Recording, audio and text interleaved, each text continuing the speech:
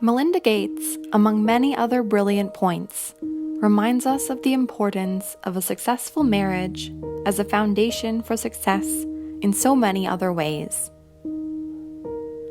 She delves into what she and her other half have adopted as an important symbol of the strongest marriages.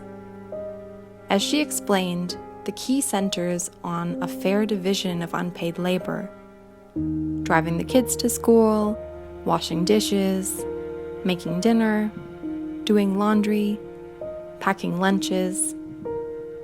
Melinda put it this way: because male economists decided what was labor and what would be measured in our economy as productive work, we never looked at the unpaid labor, which predominantly women do at home. And I think it's far time we changed that and have the real conversation about this 90 minutes extra of work that women do at home in the United States. Gates went on to explain that all of this unpaid labor adds up to 7 years of work, something she or any other woman could use to go pursue a PhD. This realization led to a fairer split of the division of unpaid labor in the Gates home. Mrs. Gates would get frustrated when the family would drift off after dinner, leaving her there for another 15 minutes of cleanup, prompting her to declare, "Nobody leaves this kitchen until I leave this kitchen." She and Bill started divvying up duties more, including the task of washing dishes. So yes, the second richest man in the world washes the dishes in appropriate partnership with his wife. At the end of the day, the division of unpaid labor is about 3 things. A, caring enough to be aware of the unfairness and wanting to balance it out. B, being willing to sacrifice what you'd rather be doing to maintain that balance. And C, valuing your partner to show you know their time is as valuable as yours. Their work is as valuable as yours. Caring, awareness, sacrifice, valuing, all wrapped up in one idea. Sounds like a fantastic symbol of a strong partnership. I'm proud to say that I've long been aware of this unpaid labor, though I never so smartly labeled it, and have been consciously trying to balance it. However, I'm less proud to admit I've still got a way to go. The division of unpaid labor is not yet even in our house. But consider this tip.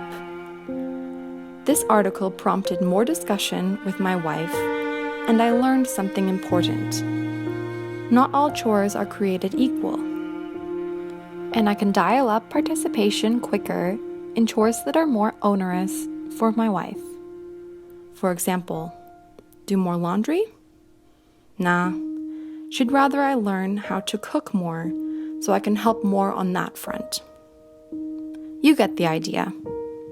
The point is, if you've got balancing to do, leverage the highest potential swing items first to add to the bond of your relationship.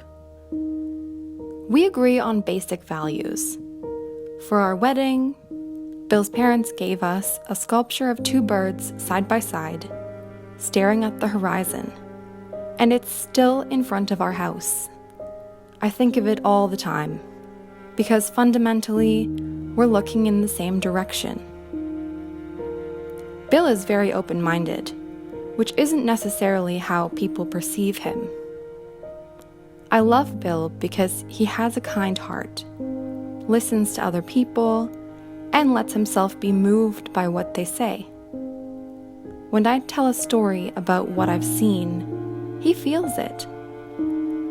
He might ask me to gather some data for good measure, but he doesn't doubt the reality of my experiences or the soundness of my judgment.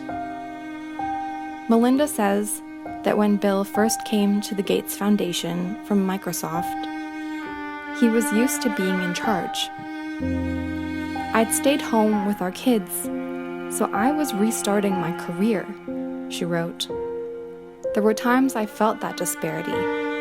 In meetings, when I was reticent and he was voluble, or when the person we were meeting with looked towards Bill and not me. It's always been important to us that we are equal partners in our foundation's work. We've learned over time to give each other feedback at home about times in the office when we didn't meet that goal. And we're better for it.